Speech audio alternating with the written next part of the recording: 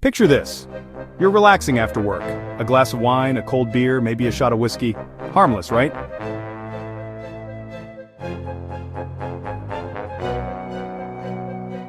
But what if I told you that quietly, with every sip, you might be nudging up your risk of one of the deadliest cancers, and you wouldn't even feel it happening?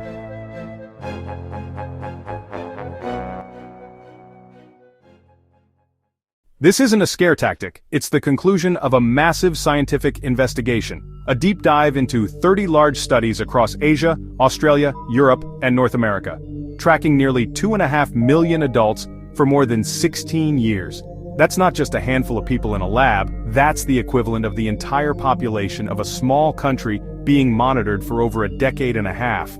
And the question was simple: does alcohol, even in moderate amounts, raise the risk of pancreatic cancer? To understand why this is so important, you need to know about pancreatic cancer. It's aggressive, it's often silent in the early stages. By the time symptoms appear, like unexplained weight loss, abdominal pain, or yellowing of the skin, it's usually advanced. Survival rates? Among the lowest for any major cancer, so prevention? That's not optional, that's everything. Here's what the researchers found. For every 10 grams of alcohol a day, about one small drink, the risk of pancreatic cancer rose by 3%. If you're having between 30 and 60 grams a day, roughly 3 to 5 drinks, the risk was about 12% higher. And at 60 grams or more a day, 6 or more drinks, the risk shot up by 32%. For women, the increased risk started from just 15 grams a day. For men, it was 30 grams a day. In other words, 1 to 2 drinks could be enough to push you into the danger zone. And this wasn't just about smokers. Even in people who never touched a cigarette, the risk increase was still there. That means alcohol on its own is an independent risk factor. Now here's a detail that's caught a lot of attention. When they broke it down by type of drink, beer and spirits had clear links to higher risk. Wine, in this analysis, no significant link was found. But, and this is important, that doesn't mean wine is protective. It just means the data didn't show the same pattern here. Alcohol is still alcohol. Interestingly, the link was strongest in Europe, Australia, and North America. In Asia, no significant connection was found, likely because of different drinking patterns, cultural habits, and in some cases, lower average intake. So how could alcohol possibly affect the pancreas?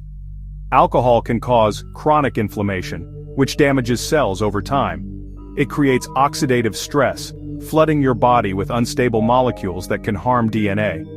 And yes, it can directly damage the DNA in your cells, increasing the chance that a rogue cell will grow uncontrollably. These are the kinds of changes that lay the groundwork for cancer to develop. Now, to be fair, this was an observational study. It shows correlation, not direct proof of cause. And because alcohol intake was self-reported, some people may have underestimated what they were drinking. But with data from millions of people over years, the pattern is hard to ignore. So what does this mean for you practically? Health experts suggest keeping alcohol below 14 UK units per week. That's about 6 pints of beer or 6 medium glasses of wine. And spreading it out, not binging. Here are 3 simple strategies to reduce your risk. Have alcohol-free days. Break the habit of daily drinking. Swap your usual drink for a non-alcoholic version. You'd be surprised how good some of them are now. Track your units.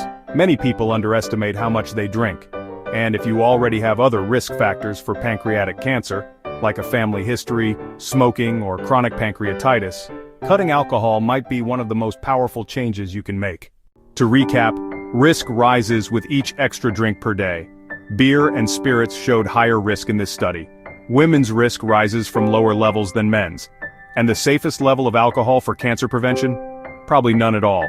If this has made you think twice about what's in your glass, share it with a friend or family member.